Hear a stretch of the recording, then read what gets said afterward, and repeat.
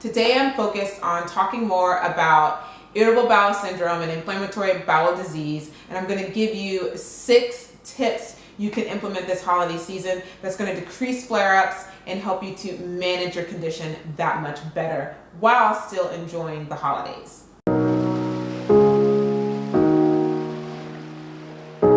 Hello everyone, and welcome to my YouTube channel. My name is Kathleen. You can call me Kat. I am an anti-aging coach, and I am super passionate about teaching and empowering women to redefine their health and defy aging by conquering and managing the symptoms of their chronic illness or chronic condition by making changes to their nutrition, fitness, skin health, wellness habits, and just overall lifestyle in general. If this is something that you're seeking to do in your everyday life, or if this is a topic that you're interested in, I highly encourage you to hit the subscribe button. I upload videos here on YouTube every Wednesday, Friday, and Saturday, but make sure you ring that notification bell so that way you're notified whenever I upload a video and you do not miss any of the content here on my channel. Today I'm diving into a new series here on my channel. This is going to be focused on the holiday survival, or basically it's a holiday survival series. And I'm going to be giving you tips and tricks on how you can manage your specific or particular chronic condition or chronic illness during the holiday season, where there are tons of triggers and so much stress and so much pressure. I'm going to be giving you tips on how you can overcome those triggers, overcome that stress, overcome that pressure, still manage your symptoms and decrease flare-ups, and enjoy the holiday season for all it's worth. Today I'm focused on talking more about irritable bowel syndrome and inflammatory bowel disease, and I'm going to give you 6 tips you can implement this holiday season that's going to decrease flare-ups and help you to manage your condition that much better. The first tip is going to be to know your food triggers. So this is a general tip, and this is something that's important for IBS or IBD management just throughout the year regardless. But I have found personally that this is something that is super important that I have to become hyper vigilant at during the holiday season, because I'm tempted more to stray from my normal diet and being conscious of what I'm eating when there's an abundance of trigger foods that I like to consume, such as sugar cookies and cake and cupcakes and all of these things that can trigger or cause a flare-up in me. They're around me a lot, so I have to be hyper vigilant, and I have to know that, yeah, these are the things that are going to trigger a flare-up and they're going to trigger symptoms to occur. I need to stay away from these. It's just a great way, or just a good idea, to know those trigger foods so you can keep at the front of your mind what causes flare-ups, what causes your symptoms to occur, and you can make better choices. And tip number 2, it ties in and it's directly related to tip number 1, knowing your trigger foods. But when you know your trigger foods, you also want to make sure that you're avoiding those common trigger foods. So across the board, there are certain foods that are known to contribute to flare-ups and are known to contribute to symptoms presenting themselves in the cases of IBS and IBD. Some examples of those foods is going to be dairy, gluten, refined sugars, refined flours, highly processed foods, coffee, alcohol, artificial sweeteners, just to name a few. Those are some known common trigger foods that are associated with causing symptoms such as constipation, diarrhea, bloating, excessive gas, distended stomach, all of these issues to present themselves. So making sure that you are avoiding those foods from the start is really going to be helpful in managing your symptoms and decreasing flare-ups. So tip number 3 is what I like to call all, some, or none. And basically what this is it's you making the choice regarding what foods you're going to let in and what foods you're not going to let in. What foods are okay for you to have some of, and what foods you can have none of. And what I mean by that, and I'll explain this by an example. For instance, for me, dairy is hands down a huge trigger for me in my IBS. It will send me head first into a flare-up. But with that being said, there are some dairy foods I can consume actually. So for instance, I can consume aged cheese in the form of feta cheese, blue cheese, and Parmesan cheese. but I can consume a little bit of it at one meal. I couldn't consume it at every single meal throughout the day because that would be problematic for me and symptoms would occur.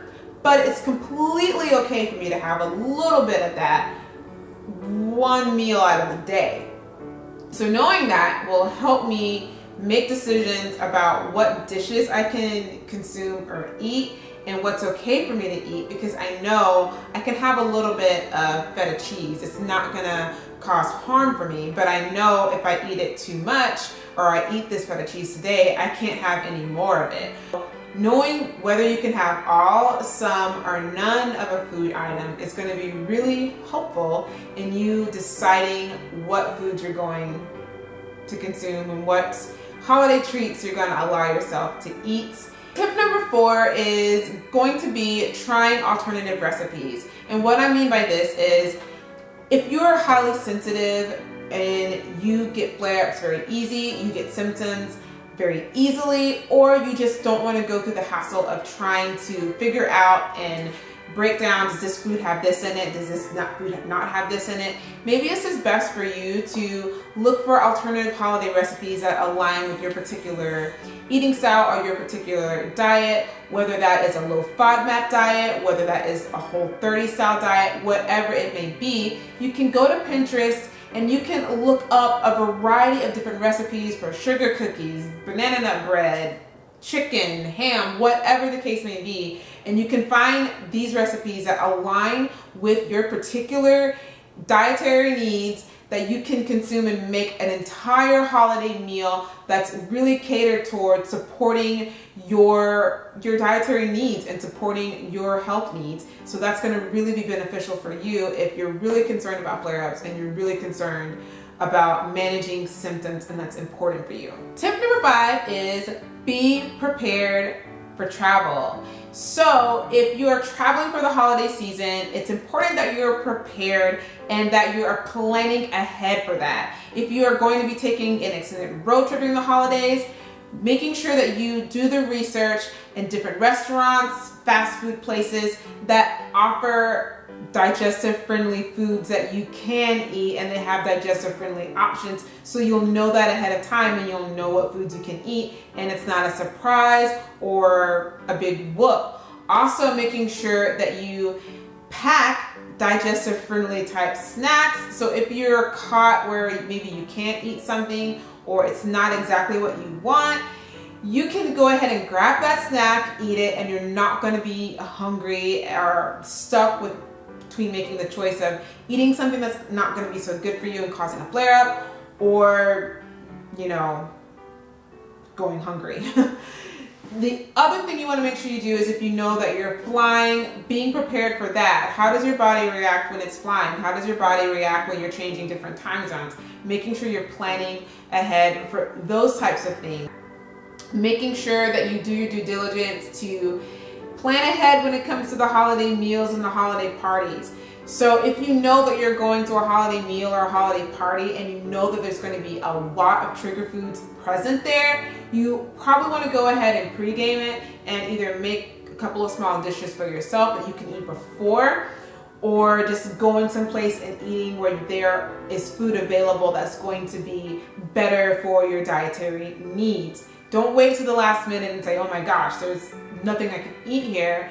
Instead, just being proactive and just kind of taking that into consideration, that there's probably not going to be foods there that I can eat if you know that they serve the same foods every year, or if you ask in advance and you find out that their serving foods are not going to serve you your dietary needs.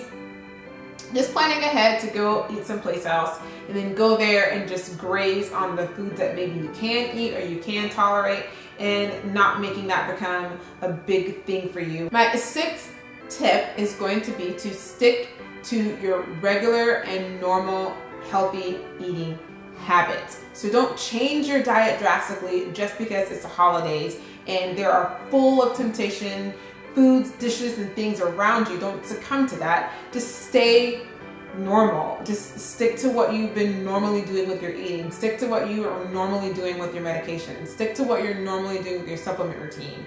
That means making sure that you're staying and remaining active as much as possible, even if it's 15 to 20 minutes of exercise. That's really going to help for you to properly manage your symptoms and decrease flare-ups. Making sure that you're staying hydrated and you're drinking enough water. Also making sure that you're taking digestive enzymes and you're taking probiotics. Okay, just staying healthy and just not letting yourself go completely wild just because it's the holiday season is probably one of the most crucial tips I can give you when it comes to decreasing symptoms and properly managing flare-ups or preventing flare-ups during the holiday season. Thank you so much for watching this week's Wellness Wednesday video. I hope that you learned something that you can apply to your life and how you can better manage and decrease flare-ups with your IBS or IBD. If you enjoyed this video and you learned something cool and awesome, make sure you hit that thumbs up button. Also, if you have not subscribed yet, go ahead and subscribe so that way you do not miss any of this helpful content on how you can properly manage your chronic conditions and chronic illness. And also make sure you hit that notification bell so that way you're notified of all the videos that I upload here on YouTube. So until next time, here is to redefine aging and staying forever young and healthy. Bye.